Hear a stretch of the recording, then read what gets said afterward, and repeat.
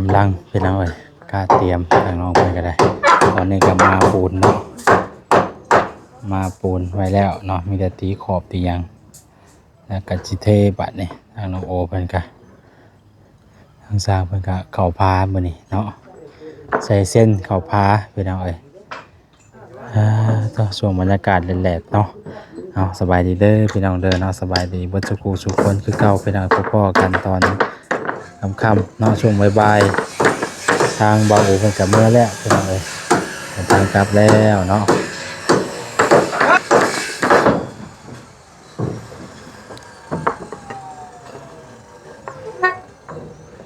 อีกประมาณอาทิตย์เนาะหรือว่า4-5 มื้อเนาะก็คือสิงานเพิ่นก็คือสิเริ่มเบาบางไปกว่านี้เติบอยู่หรอกเพิ่นเอาว่าเพิ่นกำลังใส่ผ้าเนาะใส่ผมใส่ผ้าใกล้สิแล้วติดบานก็แล้วยังเหลือแต่ไม้พนักไป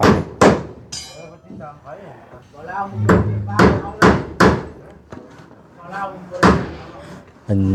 ตีแบบเขาไม่แล้วเมื่อกี้นี่พี่น้องเนาะแล้วก็มากใหม่อีก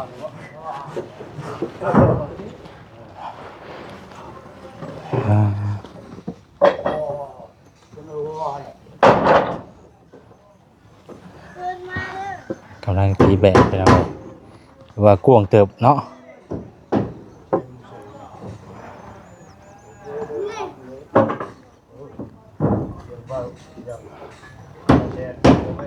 กวงเติบตัวนี้แข็งแล้วเนาะไปที่ตีแบบใหม่อีกวันนี้แบบที่นี่บ่พลาดแบบที่นี่เนาะเอาตัวใหม่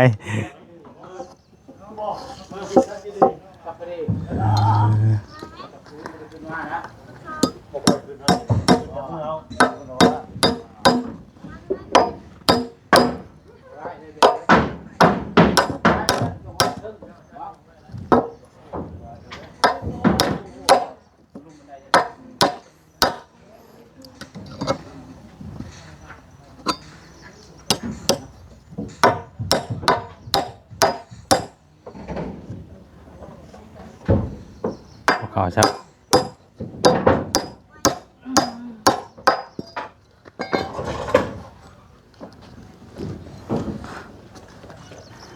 พ่ออยู่ว่าปูนเนาะพ่อก็เกินไปแล้วเนาะฮะบ่น้องโอไปซื้อเองบ่น้องโอไปซื้อปูนมาซื้อสอบหนึ่งเป็นอะไรซื้อสอบหนึ่งมาเฮ้ถือว่ากวงเลยดิเนาะกวงแห้งเป็นอะไร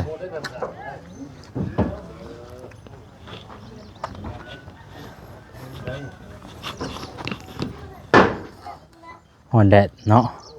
เอาห่มก่อนเป็นอะไร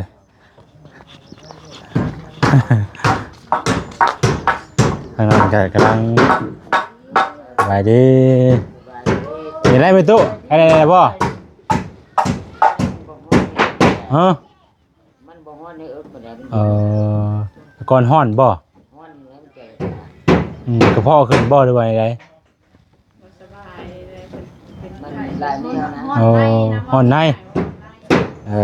ฮ้อนในนี่เอาใส่น้ำเลยดิให้ใส่น้ำมันเย็นบัดนี่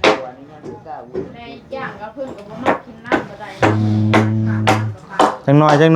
กับอันยาออกฤทธิ์แหละกับไข้เนี่ยแหละจังน้อยกับเศร้าทา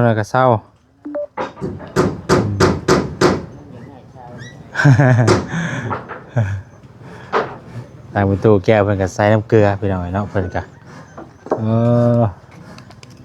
เริ่มบดแล้วบัดนี้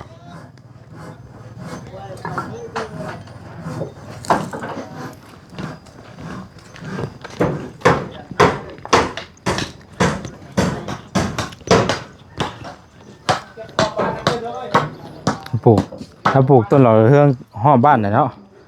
บ้านมันเป็นหล่อนี่งามได้นี่โอ้ตัวปั่นก็อยู่นี่พ่อนี่ นางลมนางแอนกันเนาะ โดย มันเป็นหมู่ล่าง บ่ได้มีผู้ว่าผู้ปากนำเนาะกินข้าวแล้วล่ะว่ากินข้าวได้ปกติบ่ ชามคนคน อืม ผมปากผมพวงไม่ได้เข้าหลาย นี่ยังดีใส่กลางเว้นคืนมื้อนั้นชุดนั้นโอ้ยหลาย กลางคืนบ่ โดยตอนที่ว่ายังบ่ทันได้ย่อเฮือหลังนี่นะตอนคนอยู่ตูนะใส่กลางคืนนะว่าตัวที่ไปนอนบ่แจ้งมาบ่อนสินอน อืม นอนเผาสโลมกันน่ะ นี่หมองนอนเนาะ ลงว่าที่แล้วจะได้บอก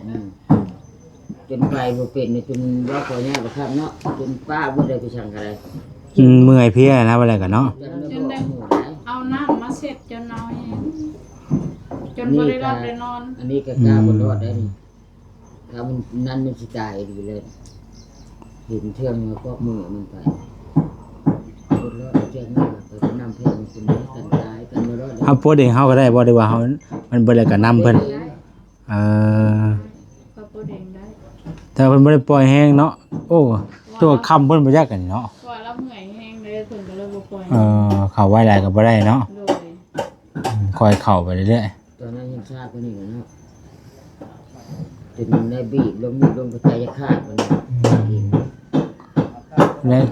แล้วก็10:00 นจัก10:00 นคืนบ่จักเนาะ เล่นนอน วันนี้4:00 นเลยนี่ 4:00 นแล้ว ยัน12 โมง โอ้ยเที่ยงคืน โอ้ย12 โมงบ่ายโมง ที่แอนนอนเผาเพิ่นก็เลยและ อะไรมานอนเป็นหมู่ได้บ่แรงอีกเนาะไอ้ดอกอยู่ใกล้กันอยู่ได้พี่น้องเอ้ยเนาะอยู่ใกล้กันเพราะหยังก็เอิ้นหากันสิแหละเพราะได้เบิ่งได้แย่งกันไปเนาะ น่าจะ ผู้ใดสิเบิ่ง น่าจะชักตัวอย่างที่ซื้อเพิ่นก็บ่ให้เพิ่นก็บ่ให้แขนชะโลมมาถ้าไปก็บอกมาเลย ชักกะยาบ่ให้เกินสโลม แล้วกันเอาอยู่ของหมอเพิ่นบ่ให้อามาหรอกเนาะ เพิ่นบ่ให้เอา เพิ่นบ่ให้มาต้องเบิดซะก่อนจังมาถ้าบ่เบิดเพิ่นบ่ให้มาเด้ บ่มีผู้เฒ่า เออ หมอเพิ่นให้ว่าเจ้าบ่เฒ่าแล้วสินับประกันมันก็เลยยาเลยเด้อ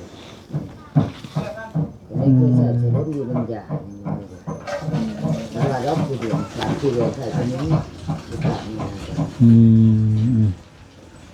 เอาวัดเมื่อไหร่เนาะบ่โอเมื่อไหร่ฮะ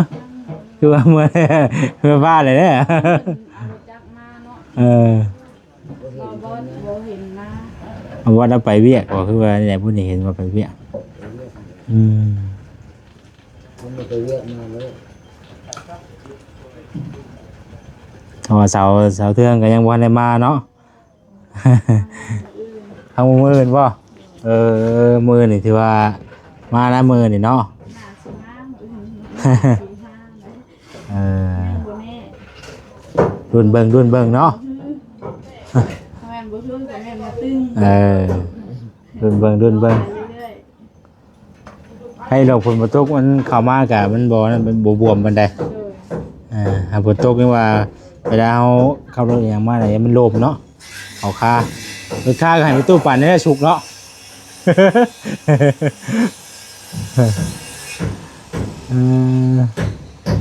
ตู้มันใส่อยู่อีกบ่มื้อนี่ ขึ้นอยู่ในเรือน แล้วบ่ได้ไปหาเก็บขวดบ่ หากมาก ำลังมาไปแล้วไปซุมื้อบ่ ว่านี่ก็ไปอันนี้ก็ไปหากมา ไปหาเก็บขวดแบบไรน่ะบ่ กระป๋องเบียร์ กระป๋องเบียร์ เดี๋ยว กระป๋อง ราคาดัง กระป๋องเบียร์กระป๋องอันว่าน้ำมะพร้าวใช่บ่กระป๋องสปอนเซอร์ใช่บ่ได้ตัวนี้เนาะ ได้อยู่ เออ ได้เงิน1,000นี่ เก็บน้ำทางบ่ เดี๋ยว บ่ได้กับอย่างขี่รถถีบรอบไปตามถนนทางเนาะ เดี๋ยวได้เงินจะได้ถึงหน่อยได้เงิน1,000กี่ โลนึงเท่าไรโลนึง โลนึง1,000แต่ว่า โลนึง10,000ไปซุมื้อแล้วกันเนาะไปก็จั่นมีเงินซื้อกิน สั่งมาได้ กองเบียร์ได้แม่นบ่ลงสหา30 ได้ 30 บ่ได้กัน บางครั้งก็ได้บางวินก็ได้ ปองเบียง วงเบียร์ ปองปลาก็บ่ได้บ่ปองปลาได้บ่ ได้อยู่ ได้แต่ว่าต้องมันก็ราคาถูกบ่ ได้ลูก500กี่ ของปองปลานะลูก500กี่ขวดนะ บางอันว่ากระป๋องเบียร์เด้ ทำไมนี่ยังมี500อยู่ ก็มีเล็กเราเที่ยวเงิน บ่แล้วก็กระป๋องเบียร์น่ะมันจะแพงกว่าอัน ป บ่ องเบียร์นี่มันสิแพงกว่าเล็ก มันจะเอาไปล้อมง่ายกว่ากันเด้เนาะเอาไว้เขาจะเอารีไซเคิลใหม่น่ะ จะได้อยู่ ปองฟ้านี่มัน มันเป็นเล็กเด้ ยังบ่มีดอกมันบ่มีซ้ำนะโล500นะมันเบิดยุคเบิดสมัยนั่นแหละมันน่าสิได้โล7,000 ก็ต้องนั่งเลยเด้มี ยังดีอยู่เพิ่นยังรับซื้อเนาะขวดเฮาเลยขวดแก้วเฮาเลยอ่ะบ่ซื้อตัวนี้เนาะ แต่หันเบียดไม่ได้ซื้อ เออ ขวดแก้วเอาเพิ่นไปซื้อไปใส่น้ำมันนั่นเด้ อืม อันนี้ ซื้อแบบซื้อบ่หลายแล้วก็ไปซื้อมันเป็นน้ำเด็กเด็กน้อยเด็กก็ได้คิดได้กัน พี่กายนี่คือกระปุกน้ำมันนี่ก็ได้อยู่พี่กาย ฮะ ว่าพี่กายนี่จะได้ขายพี่กาย เออก ระปุกนั่นน่ะ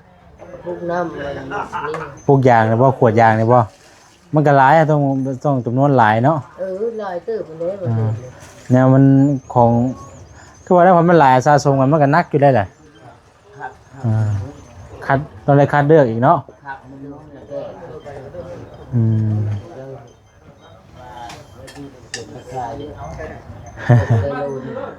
บัดนี้ต่อไปก็สิแนมเบิ่งเฮือนผู้ใดก็มีแต่เฮือนหลังงามๆได้อบัดนี้เนาะ มีแต่สีตู้อ่องตองอยู่พี่น้องเอ้ยเฮ้ยมันตู้ปันได้ซะ กระยาดอก แกดอกบ่งามเลยน่ะกันเนาะ น้ำได้จ้ะ พออยู่แล้วเนาะอันนั้นกันเนาะ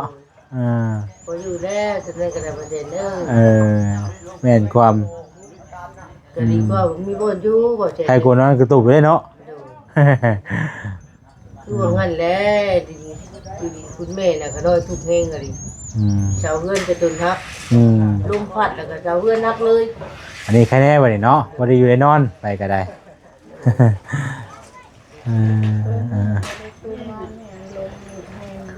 เมื่อก่อนลมแห้งขนาดเนาะแต่ย่านได้ น้ำพากันถ้วยก็ เป็นตัวแก้เป็นยังไงมือลมแห้งน่ะ ขี่ไปเลยกันป้าเลย ติงอยู่บ่รวยแล้วลมมา สิงบ่แห้งคันเทิง หยุดได้ยังไงเนาะ เพื่อนถ้วยติงเองนะ โอ้ตอนนี้มันก็ยังเซ่บ่แห้งเด้ แน่มื้อนี้ก็ยังเซ่เด้ว่าผู้เท่านั้นน่ะโต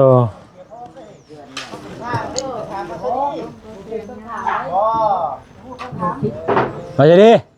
เฮ้ยเจ้าน่ะสบายดีเด้อโดยสบายดีโอ้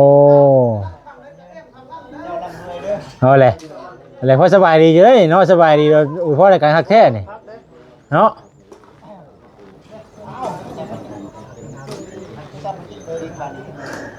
ต้องดินปูนช่วยน้องโอเด้อต้องดินปูนช่วยน้องโอว่ะโดยสบายดี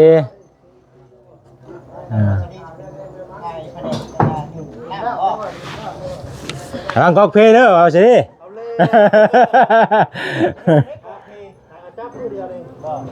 ใครก๊อกเพลเนี่ยโทษจะรถอย่างนี้นะคิดอีกแล้วจะเป็นคนหนุ่ม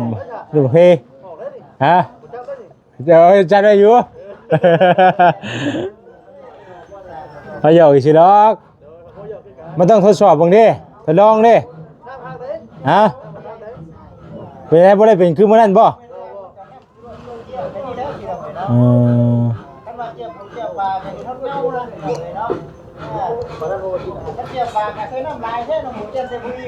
โอ้ยมันแน่นนี่ซื่อได้น่ะมันกินมันแน่นนี่ซื่อมันแน่นพื้นผู้กันนั่นแหละมันแน่นพื้นน่ะน้ำมันพูอยู่เทิงนี่ซื่อ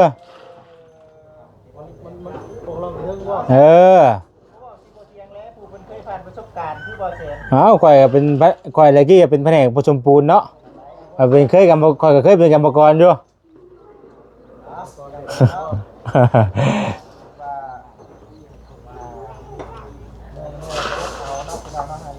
มันจังเทมอนเด้มันเป็นน้ำกะ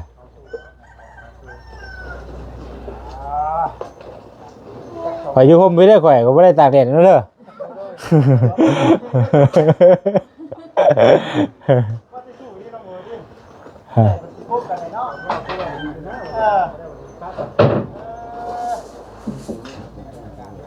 จะได้เฮ้ยคือบ้านข้างหน้าอยู่บ่ล่ะบ่คือเนาะ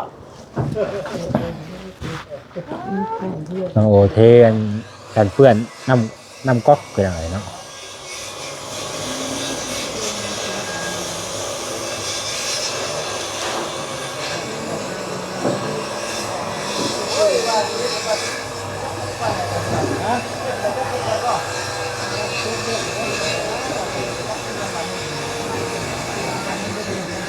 ทางบ่าวจิต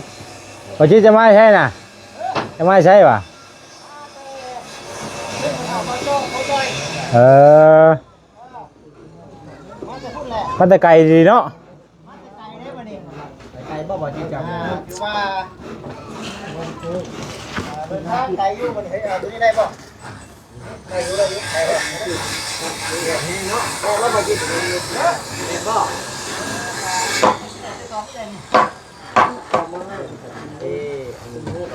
โอ้ผมมี3 เดือนอีกได้โอ้ล่ะเฮ็ดเป็นดีล้อนี่เฮ็ดเป็นดีบ่แม่นแล้วเป็นสร้างไหนเจ้าเป็นสร้างไหนเจ้าไหนเออบ่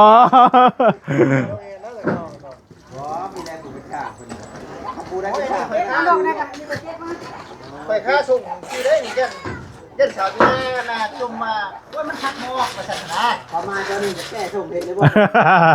มีกล้องคือแก้ส่งเห็นเลยคนนั่งอยู่คนนั่งบ่แต่ว่าคนนั่งอยู่ไหนยันสาวที่หน้าว่าแค่ทักหมอกแค่มาสั่นนะนอนฝันเนาะเฮ้ยแล้วคุยไม่เจอคุย2 อันเลยเราคุยให้เต็มที่แล้วโอ้ยมันยากแล้วมึงว่านี่เราไม่ยากได้เอาเป็นหมู่อ่ะ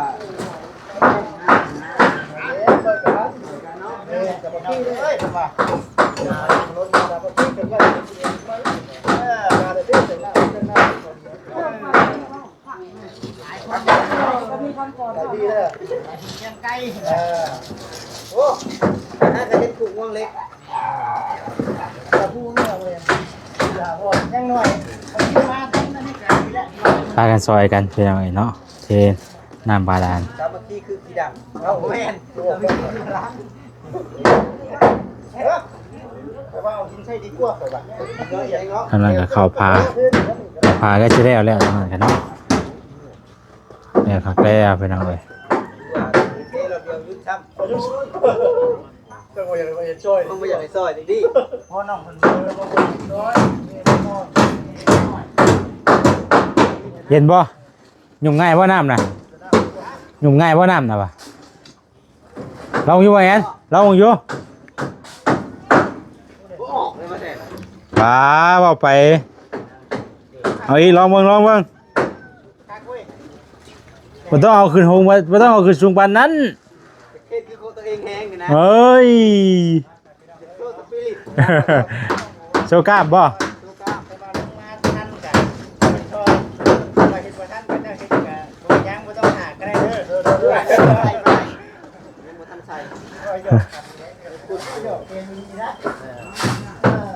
พอสินี่ต้องเฮ็ดหลายๆด้วยพอสินี่น่ะฮะลงทุนได้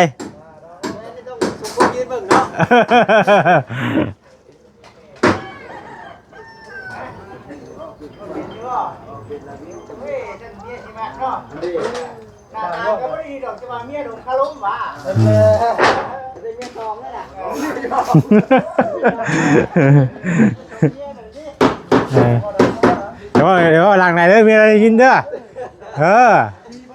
อ้ยคำว่าเมียสองนี่เมียพ่อทุนไหนคำว่าเมียสามนี่กันบ่ได้กินข้าวแน่นอนสองเมียเอาทีละคนที่เป็นพ่อกันที่แม่คนละคนเดี๋ยวเอาพ่อกันต้อนไล่เนาะว่าที่ได้คุณกระจักอยู่นี่แต่ว่ามีสามมานี่มันโมเมนต์เลยได้บาทนี่ได้ ติดบานกันยังเหลือแต่ประตูบาดนี้พี่น้องเอ้ย บ้านเนี่ยของเยี่ยมก็ติดเรียบร้อยเลยมีพื้นมีไฟเพิ่นต่อมาทางเฮือนในบ้านบ่เพิ่นต่ออยู่เฮือนในบ้านบ่ไฟนี่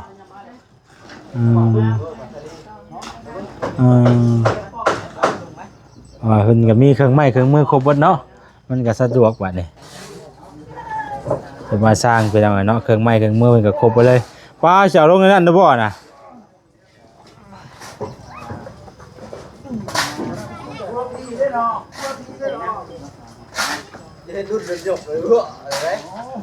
เอาไปนั่นเลยบ่สูตรว่าไงไปนั่นเลยบ่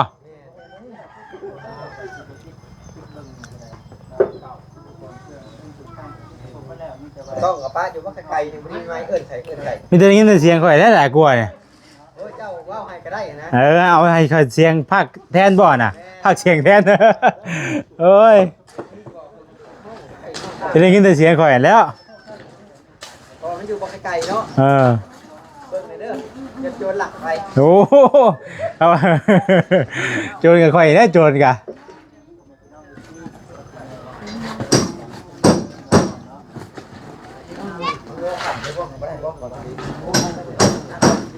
พากันซอยกันพี่น้องเอ้ยเนาะตอนแรกคลิปนี้ก็จะขอจบคลิปไว้สำนี้ก่อนเด้อพี่น้องเด้อเนาะมีดีมีแห้งมาสุขสุขคนพี่น้องเบิ่งบรรยากาศอยู่บ้านเรือนสร้างเนาะคือนึกขนองหลายคู่หลายคนเว้าหยอกว่าหัวนุ่มม่วนกันไปเด้อพี่น้องเนาะผิดพลาดใดๆก็ขอโทษขออภัยหลายๆพี่น้องเลยสำหรับคลิปนี้ลาไปก่อนแล้วมีดีมีแห้งมาสุขสุขคนเด้อพี่น้องเด้อสบายดีพอกันใหม่ตอนแรงๆเนาะ